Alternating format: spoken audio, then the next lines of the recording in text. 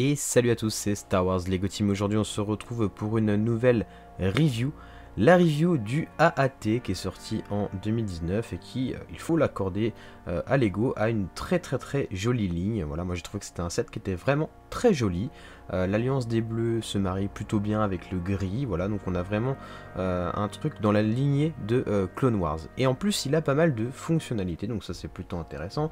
La première, c'est qu'on peut ouvrir la partie avant pour y loger un droïde. Donc on a en tout deux droïdes qui sont fournis avec cette boîte qu'on va présenter juste après, donc ça c'est plutôt intelligent. On a également un deuxième rangement, on va dire rangement parce que les droïdes sont des objets après tout, et donc on peut mettre aussi un droïde dans le cockpit de tête, on va dire, enfin de dessus. Par contre il va falloir lui pencher la tête en avant pour qu'on puisse refermer. Si on ne fait pas ça, on ne peut pas refermer. On a également deux spring loaders à l'avant, donc on insère des petits lance-missiles, donc ça c'est plutôt bien vu, c'est très jouable, moi j'ai trouvé ça plutôt bien fait. Et ensuite on a une petite gâchette sur le côté grise qu'on va enclencher pour lancer le spring loader. Par contre il y a pas mal de défauts. Le premier c'est cette tourelle, hein. Vous voyez une toute petite pulsion dessus et on fait des 360 degrés, c'est un petit peu dommage. On a également des problèmes de fragilité. Voilà, hop, avec un doigt, j'arrive à complètement arracher un des canons latéraux. Et on a des problèmes aussi de finition, de fixation. Voilà, ça aurait pu tout à fait être fixé avec une seule pièce, j'ai réussi à le fixer. C'est dommage que les designers n'aient pas fait ce taf. Côté figurines, voilà, on a 4 figurines, 2 droïdes que j'aime beaucoup. Une figurine de la Légion d'Ahsoka, et puis Ahsoka Tano, surtout. Donc la première des figurines, c'est ce petit droïde. Alors moi j'aime beaucoup les petits designs qu'il a sur le visage. Voilà, donc c'est pas un droïde qui est exclusif à ce set, je l'avais déjà vu dans d'autres, je ne connais plus la référence. En tout cas il n'est pas exclusif, mais il est vraiment joli, il fait plaisir à avoir. Et je suis plutôt content de l'avoir dans ma collection, surtout qu'il est fourni en 2 exemplaires. Le deuxième, en fait c'est ni plus ni moins que le même corps, les mêmes jambes que les 501e Troopers, donc voilà, à ceci près qu'il a le casque de la Légion d'Ahsoka Tano. Ouais, je suis pas super emballé. Après, moi je suis pas un grand fan de Clone Wars. Limite, perso, j'aurais fait un 501e en plus. Et puis on a Ahsoka.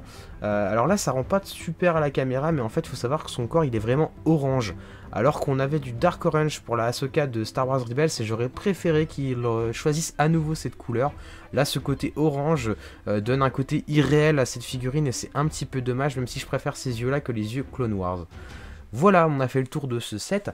Alors, c'est un set qui, je le rappelle, est très joli, qui vaut quand même 10 € de plus que la version précédente qui était sortie il y a quelques années pour à peu près le même nombre de pièces. On n'a pas un vaisseau qui a foncièrement changé par rapport à la version beige précédente. Donc 10 € de plus, ça fait cher payer, hein. Clairement. On paye ici la figurine d'Ahsoka Tano pour 10 € en plus. Donc c'est vraiment dommage. Voilà, donc c'est un set qui est joli, qui est fragile à mon sens et mal fini. Et qui est cher, 10 € de plus pour une figurine un peu exclusive. Voilà, je trouve que c'est un peu cher. Du coup, je suis un peu mitigé sur le fait de vous recommander ou pas ce set. C'est-à-dire que si c'est pour un enfant, pour jouer, clairement, je ne le vous recommande pas. Parce que il est trop fragile et c'est vraiment pas à mettre dans les mains d'un enfant, je trouve. Par contre, si vous êtes un collectionneur, un moqueur, que vous avez besoin de ce set pour l'insérer dans des créations, voilà, éventuellement ça peut être intéressant d'en avoir un à la rigueur, mais je vois vraiment pas l'intérêt d'en acheter en masse, si ce n'est pour faire de la spéculation. Voilà, mais globalement je suis vraiment mitigé sur ce set. Il m'a beaucoup moins plu que le set de la 501e qui était pourtant un petit peu moins cher. Voilà, j'espère que cette review vous a plu. En attendant, je vous souhaite une excellente journée. Je vous dis à bientôt pour une nouvelle vidéo. C'était Star Wars Lego Team.